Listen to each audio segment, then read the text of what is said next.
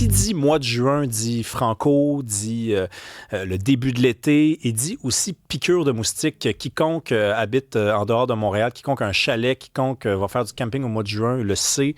Depuis des années, c'est tough, là. Le mois de juin, tu te fais avoir. Et il y aurait peut-être des explications scientifiques, il y aurait peut-être des raisons pour lesquelles certaines personnes se font piquer davantage. On en parle avec Étienne Normandin-Leclerc, qui est entomologiste et coordonnateur des collections d'insectes à l'Université de Montréal. Bonjour. Bonjour. OK, moi, là, c'est pas compliqué. Je veux savoir pourquoi je me fais piquer, moi, tout le temps. C'est une injustice. Ça fait des années que ça dure. Mon père se fait pas piquer. Ma mère se fait pas piquer. Ma sœur se fait pas piquer. Mais moi, je me fais littéralement abuser. Je veux une explication tout de suite. C'est correct. On va essayer d'y répondre, j'espère, parce que la science étudie justement ce phénomène-là depuis plus de 10 à 15 ans.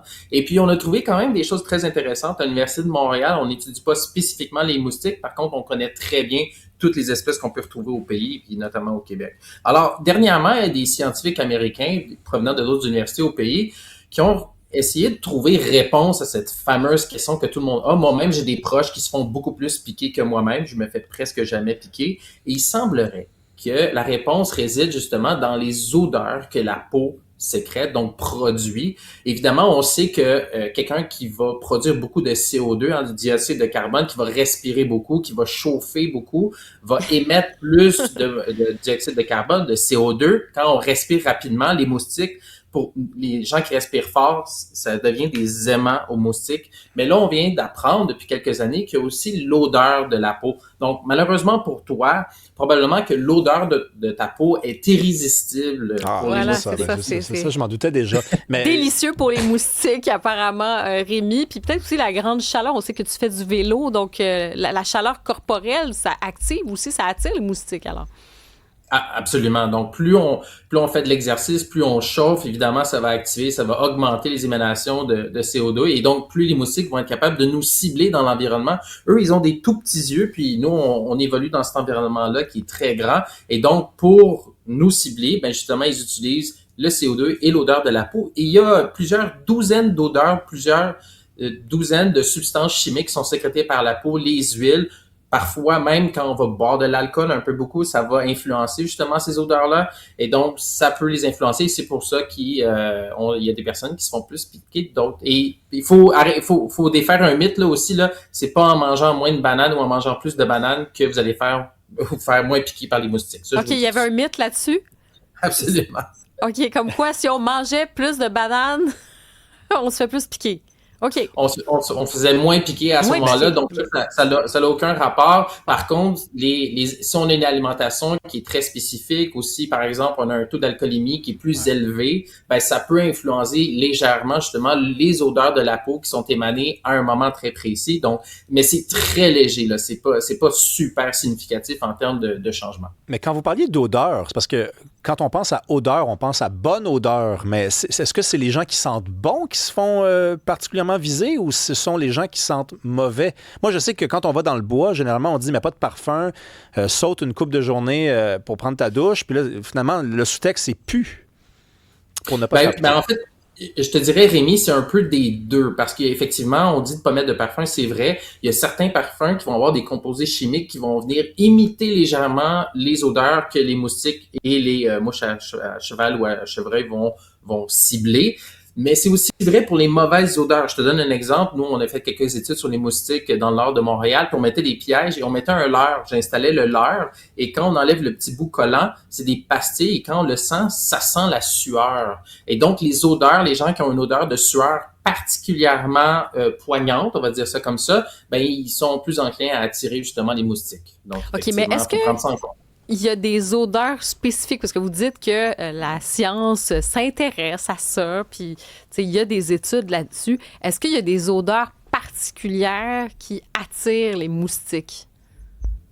Ben, c'est très spécifique, puis ils ont des composés chimiques très complexes qu'on va pas élaborer aujourd'hui dans l'entrevue. Mais c'est pas genre le caramel ou le truc salé, ou dans ce sens-là, là.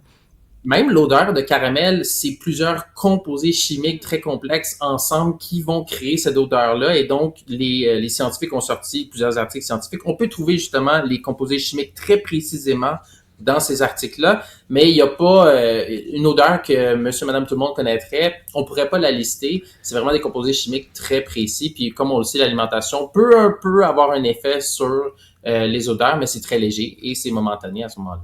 Mais revenons à la bière, parce qu'il y a eu des études très sérieuses qui ont été menées là, à partir de dizaines, voire de centaines de personnes. Qu'est-ce qu'on a fait exactement pour déterminer qu'il y avait un lien entre la consommation de bière et le fait de se faire piquer? Ben en fait, ils ont pris des individus. Normalement, ça va être une étude qui va être randomisée avec des centaines de personnes à ce moment-là. Et ben la bière, justement, si on en boit une certaine quantité, ça peut influencer justement le pH, ça peut influencer momentanément justement potentiellement l'odeur de la peau. Vous savez, dans la bière, il y a aussi beaucoup de microbiote. Donc le microbiote, toutes les bactéries, tous les micro-organismes qui poussent sur notre peau en ce moment même, eh bien, ils influencent aussi les odeurs qu'elles sécrètent pour les moustiques. Et Étienne Normandin-Leclerc, y a-tu des odeurs qui font fuir les moustiques? Tu sais, des fois, on voit les petits pots de citronnelle autour de la table, on essaie de faire fuir ça. Y a-tu des choses qu'on peut faire pour les faire fuir?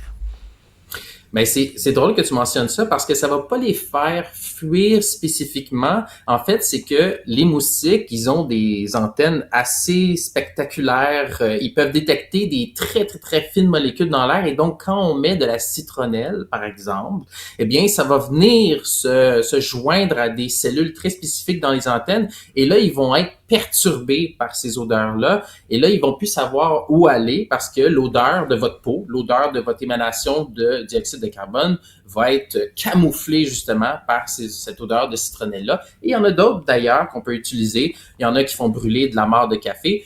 Vous savez, hein, quand on fait un feu aussi, un feu de camp, c'est très utile pour repousser les moustiques. Donc, la fumée va justement perturber la détection que les moustiques opèrent avec leurs antennes. Ou juste des bougies, par exemple, qui sentent bon. Là, il y a des bougies qu'on peut acheter au magasin. Est-ce que ça fait un peu le même principe? Oui puis non. À ce moment-là, j'essaierais d'acheter une bougie qui sent la citronnelle. Par contre. Il y a Alex, elle est un peu plus connue pour les odeurs.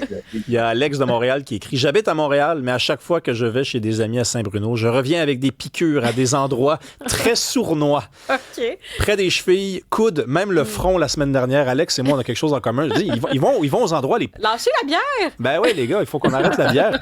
La vitamine C, avant de terminer, la vitamine C, est-ce qu'il y a un lien avec les moustiques? C'est-à-dire qu'ils seraient attirés par les gens qui ont de la vitamine C? Il faudrait le confirmer justement en allant regarder plus spécifiquement justement les études qui se sont penchées, regarder si ça a été corroboré aussi avec plusieurs études randomisées avec un assez grand nombre de personnes. Pour l'instant, je dirais que la vitamine C a peu d'effet justement sur l'attirance pour les moustiques. Donc voilà, pour ça, je pense pas que à ce niveau-là, il va y avoir un gros effet. Dans les articles, on voit que ils vont utiliser le mot augmenter, mais ça augmente probablement souvent de seulement 0,01% la quantité d'attirance. Ben, merci beaucoup, Étienne Normandin-Leclerc. J'ai tout compris. Moi, j'arrête la bière, je me mets au vin et je me lave plus. Merci beaucoup. Merci. Ça fait plaisir. Bonne journée.